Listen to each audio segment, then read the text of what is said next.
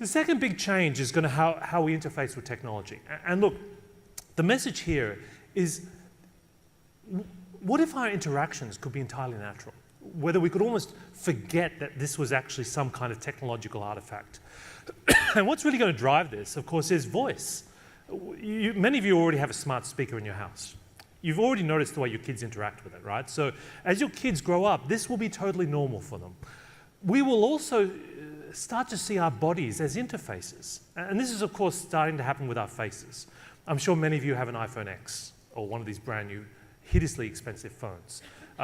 Despite it being so expensive, I don't know whether you found this, but my phone just doesn't like me in the morning. Like, it literally refuses to open until I've had 3 cups of coffee.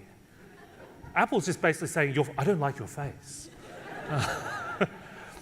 But, you know, if we're struggling with this in the West, believe me, in places like Asia and China, facial recognition has already become part of the infrastructure of daily life. In apps like Didi Xiaoxing, it's used by drivers to authenticate themselves. The police have augmented reality glasses connected to a database of 600 million photos.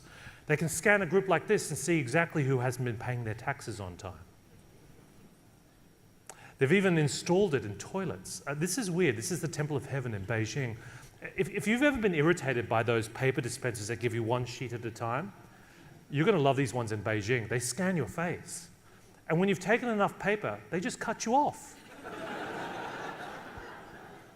I mean, that's not going to lead to some sort of disaster, I don't know. But I'm bringing this up because I think China, much more than Silicon Valley, is where the future of digital is going to play out first.